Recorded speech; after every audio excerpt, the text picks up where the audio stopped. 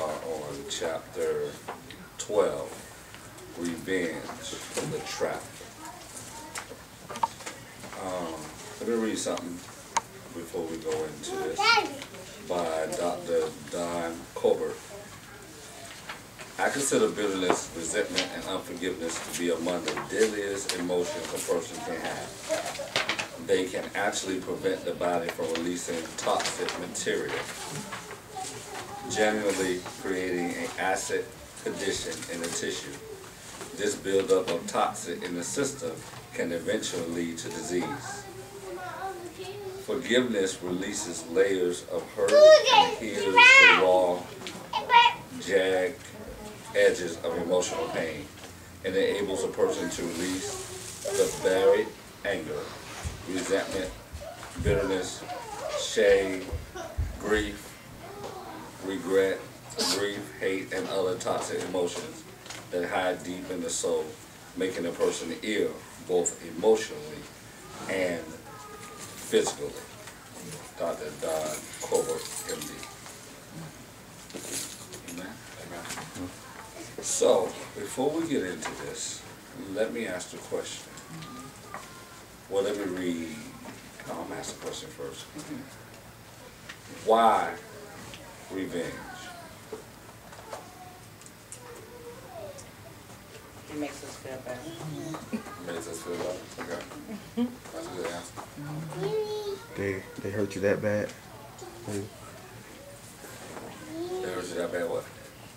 You said why revenge, right? Yeah, why revenge, yeah. I mean, they probably hurt you just that bad. You want to get back at them. Okay. Why revenge? We know it's wrong, but that's why. I mean, just why revenge? You're looking at it from the other end of it. Well, you know it's wrong, and you're going to teach that it's wrong. But just the why revenge. Let me be honest about it. You cannot honestly get the concept of something, why not to do it, if you don't be honest about why we do it. Because you want them to hurt as bad as you hurt. Okay, now we're being honest. Yeah. She said you want them to hurt as bad as you hurt. I mean, now we're being honest. And we've been trained, we're not in the 214. The Old Testament, yeah. I mean, yeah. So, I mean, we'll look at what it does, but we try to hide. We know it's wrong, but back in our minds, like, I'm going to make you pay.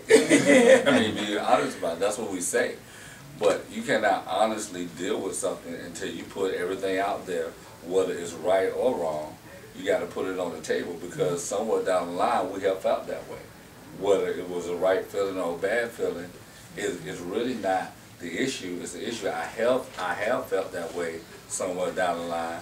Now, how do I deal with that feeling, and how do I not revert back to my street mentality that I don't make you pay? Because most parents, and even I'm guilty of it, teaches our children how, you know, somebody hit you, you better. I remember when Kia got into a fight, I asked her, okay, Kia, I know you got suspended, but who won? And I might have been wrong, but she said she won. I said, no, okay, we can deal with the suspension. You won. And that might have been, that probably was the wrong mentality. But we all knew how Kia was, so I mean, she got into a fight, most likely she did win. So, but you know, we do it. So we need to put it on the table that we do, and don't try to hide it, because if you try to hide it, you ain't gonna get no release or deliverance or anything from it. Let's define what revenge is: to deliberately, maliciously inflict pain or injury in return for injury, pain, or evil received. Contrary to the laws of justice and humanity, to reap vengeance spitefully on one who injures or offends. The word revenge is now used in an ill sense for the infliction of pain maliciously or illegally. The word avenge is used for inflicting just punishment. So we got the word revenge, and you got the word avenge. You know, any of those who have been comic book followers, we got the group called the Avengers. They're going to avenge for the wrong that has been done. Okay. So you have the avenger. So that is the definition of revenge. Okay. Romans 12 and 19. Well, Romans 12 and 17. Let's look at Romans 12 and 19. Romans 12 and 17. If you have your book, it's on the front page.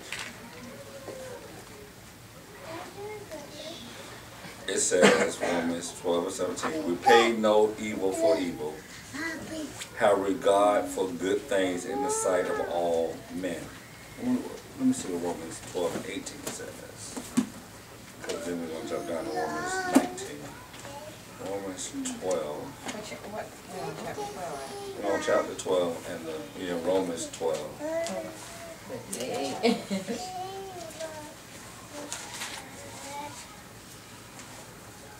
Romans 12. So, okay. The King James Version says, recompense to no man evil for evil. Provide things honest in the sight of all men. If it be possible, as much as lies in you, live peaceably with all men. Dearly beloved, avenge not yourself, but rather give place unto wrath. For it is written, vengeance is mine, I will repay, said the Lord. Then 20 says, therefore if thy enemy hungers, feed him. If he thirsts, give him drink. For in doing so, thou shalt heap coals of fire on his head.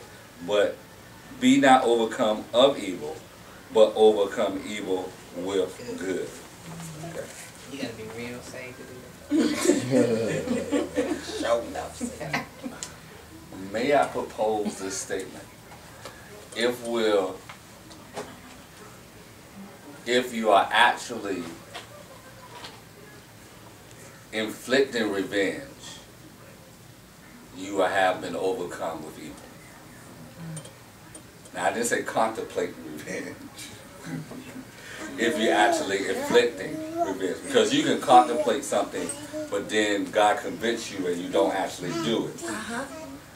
So there's a little difference there between contemplating and but when you have actually not only contemplated but actually enacted, then you have been overcome with evil.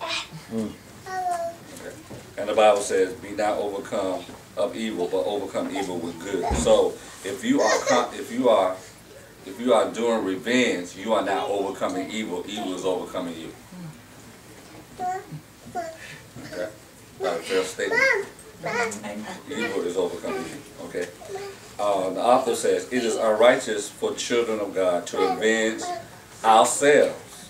But that is exactly what we are seeking when we refuse to forgive. We desire, seek, plan. Now listen, we desire, seek, plan, and carry out revenge. We will not forgive until the debt is paid in full. And only we can determine the acceptable compensation. When we seek to correct the wrong done to us, we set ourselves up as judge. But we know there is one lawgiver who is able to save and to destroy.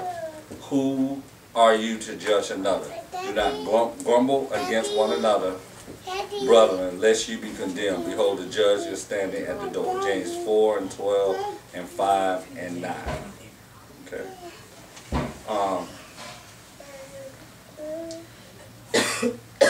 So we are not to avenge ourselves. The question is that an easy task? Oh my gosh. Of course, that's not an easy task. So nature, our human nature, causes us to want to avenge ourselves. Our human nature causes us to want to inflict. Why is that?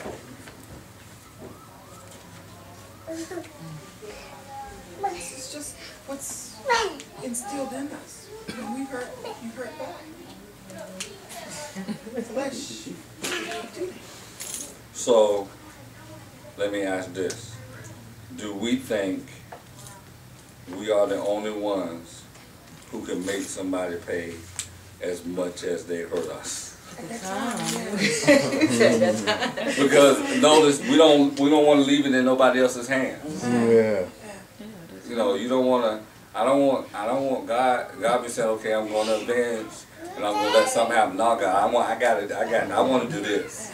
It's like you have to put your hands in it. And it's like sometimes, you know, God might take too long. Yeah, you know. Might not do it right. Yeah, you know. You may not see Like it. when you were kids, you don't get your you big may not brother, be you know. 20 years. He's going to get him down. I want to You see know. it, yeah. Wow. Okay. You want to see people. If you go through something, you want to see them go through something as well. Okay. And sometimes we're taught to do revenge. You know, when we grow up, our parents feel like, Yeah. I'm going to get them, or we going to get them, man. We see them do stuff. Not mine. So we see them do stuff, so we copy after them, and we cause them to do the same thing. Okay. So can you see how revenge is a trap? Yes.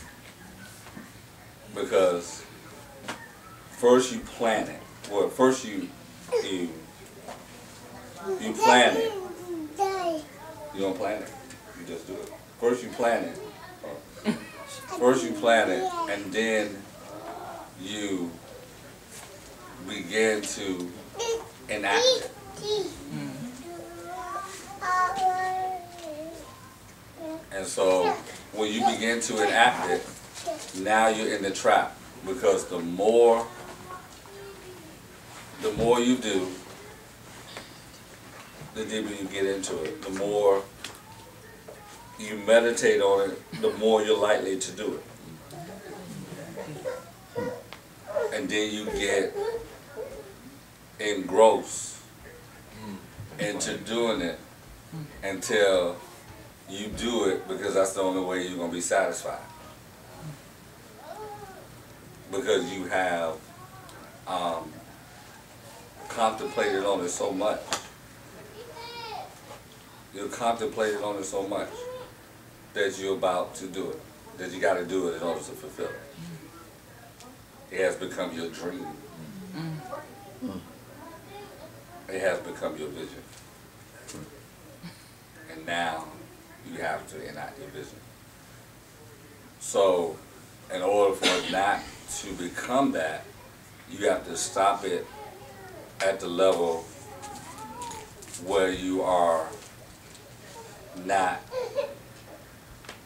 meditating on it, not fully planning it out. You have to stop it at the point where it first enters your mind. Because if you don't, it's like building Lego blocks. The more you build it, the more you got to see it be completed. And now it becomes your vision, and now you have to bring it to pass. And you have to deal with it when it happens. So you have to deal with the offense. You have to deal with the hurt. If you never deal with the hurt, then you leave yourself up to yourself to cause to the revenge. Also, you have to have the mentality that I'm not going to avenge myself. And that's a mindset change, because we are used to avenging ourselves. You know, and getting some help if we got to. Girl, I would get them. I know how to set them up. So you get together. So it is a mindset change that no, I'm not going to avenge myself. And although these thoughts are coming to my mind, I can do this, I'm not going to do that. I choose not to do that. Once I choose not to do it, then the power not to do it comes. But you got to choose not to do it first.